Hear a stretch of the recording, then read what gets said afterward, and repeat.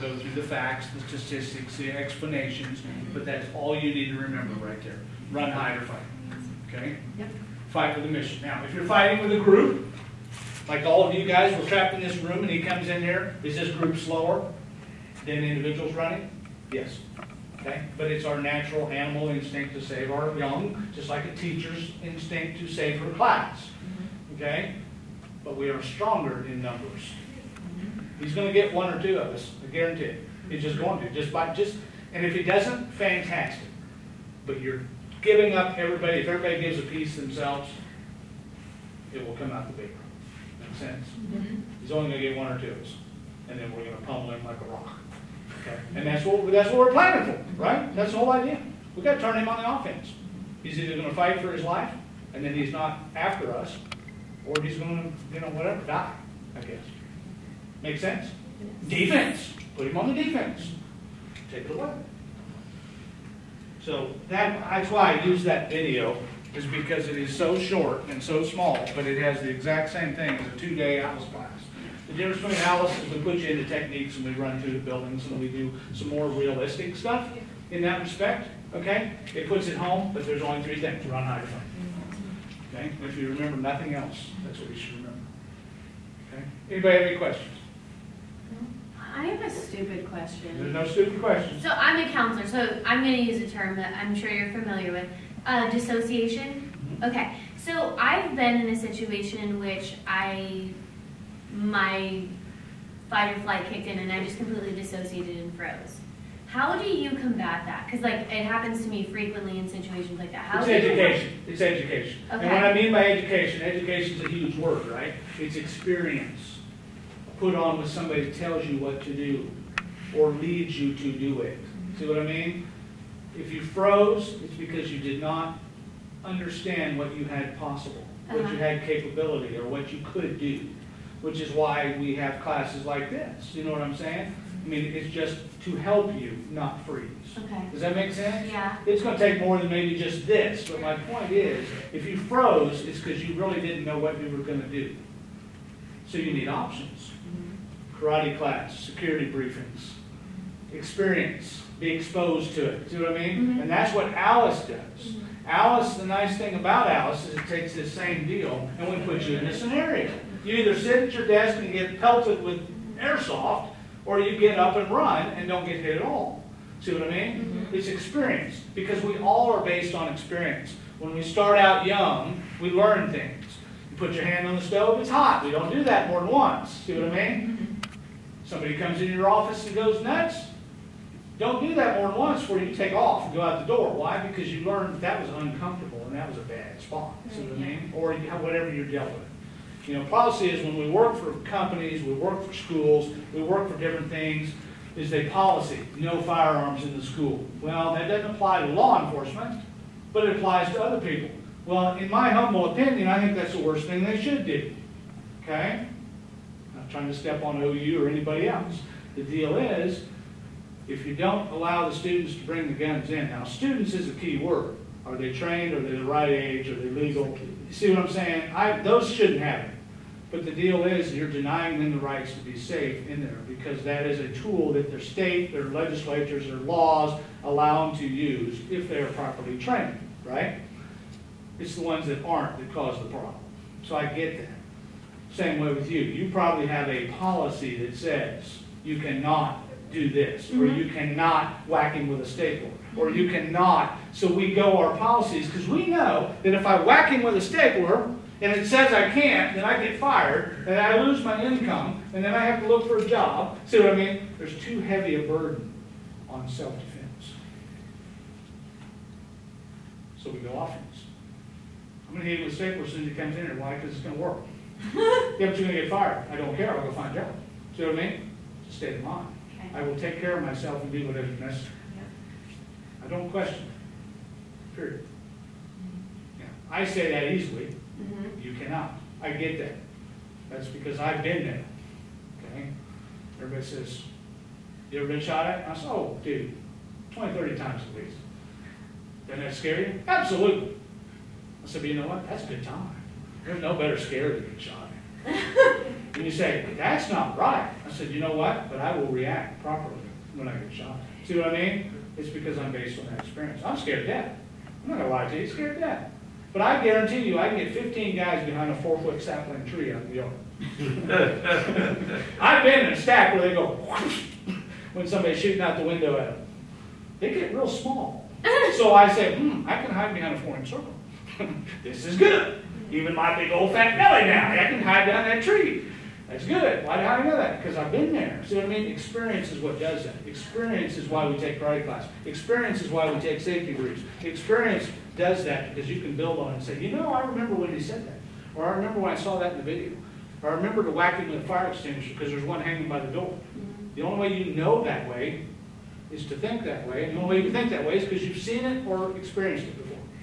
We are based on experience. It is the teacher's responsibility to put that experience to the kids, to the students, or the adults, whatever class you teach. You may use a book that is what?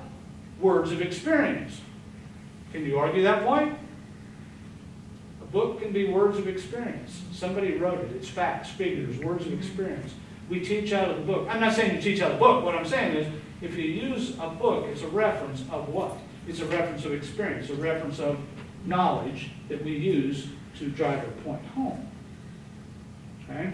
And I can go back to my book when you're not here and read what I'm supposed to read that you gave me an assignment as a teacher. Why? So I can relate to what you're telling me.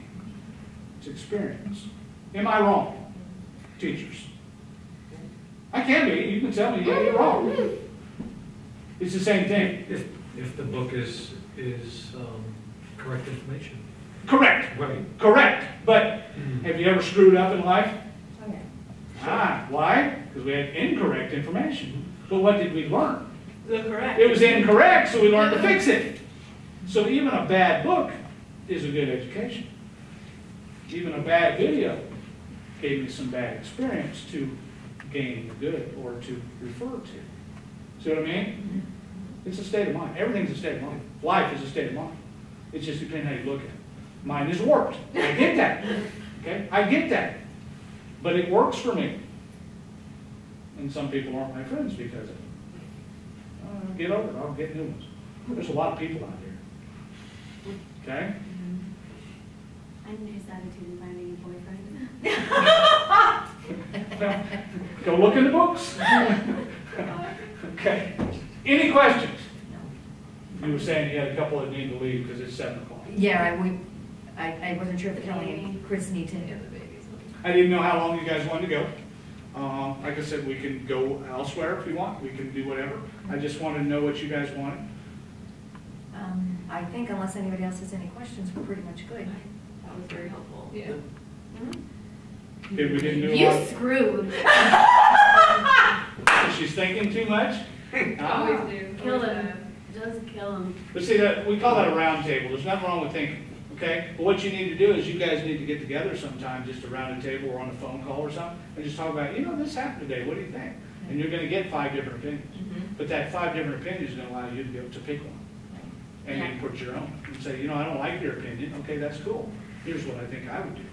And see, thinking about it ahead of time is a game. We teach young officers, young special ops guys, we teach them to think. Okay? I have one more before we leave if you've got 5 minutes. Okay. Okay? What we teach them is to round table. Okay?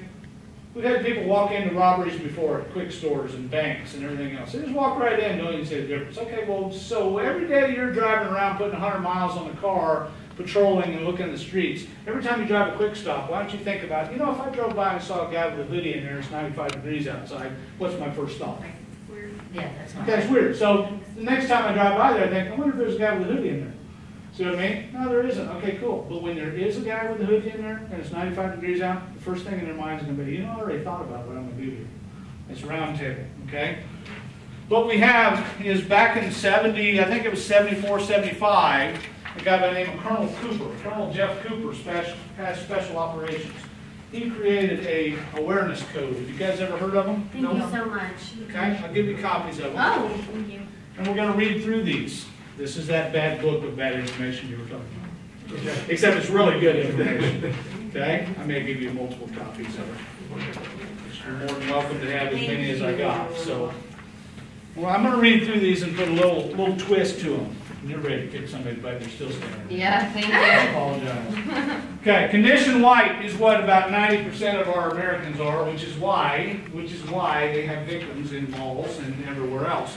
The mental state is normal, non-combative state of mind. No one is in close proximity as any threat. So it doesn't bother them that I come up and I stand right in front of this guy. It doesn't bother him at all. He just saying, yeah, whatever, dude. You know what I mean? Same way with the mall. You go to a mall, they cover you together, everybody's just walking around, nobody thinks anything about somebody walking up behind them, beside them, or otherwise. Taking a nap, sound asleep, intense concentration on a book or movie are examples of conditioned white. If you were attacked in conditioned white, you would surely lose.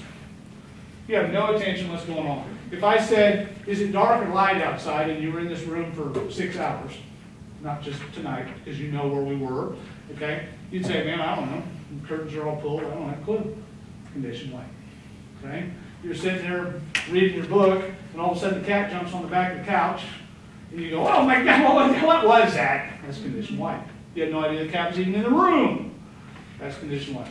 Conditioned yellow. In conditioned yellow, you're in a state of relaxed awareness. You do not expect any threatening act, but you know it could happen. If asked at any time who was behind you, you can describe them in their proximity to you.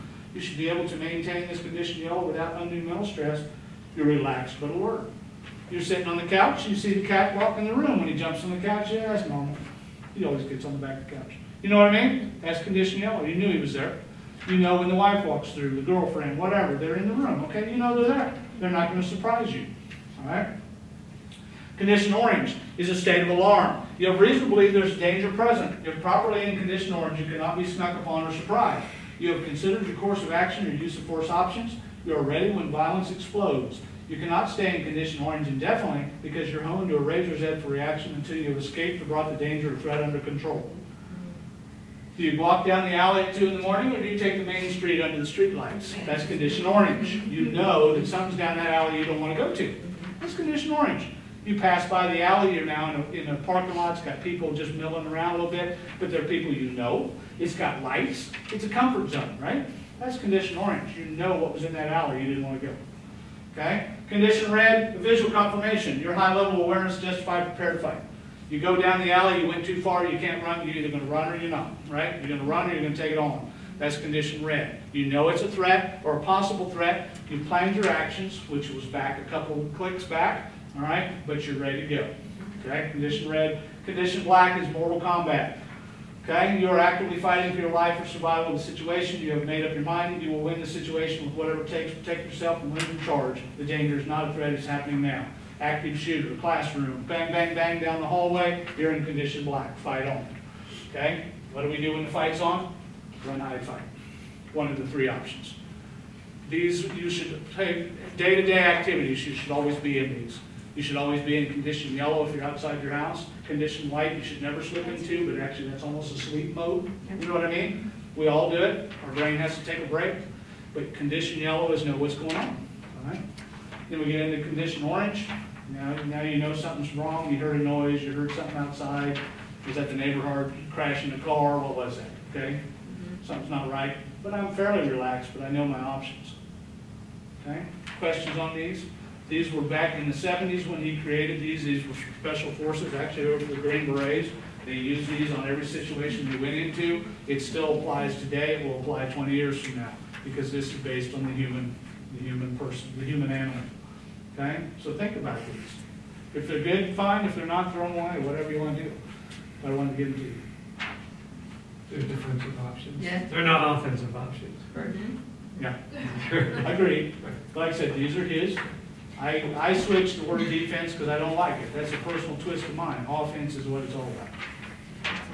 There is no defense. You're behind the curve. You already got punched in the head. You should have seen me coming before I ever punched you in the face. You know what I mean? Absolutely. That's the difference between offense and defense. I agree. Okay?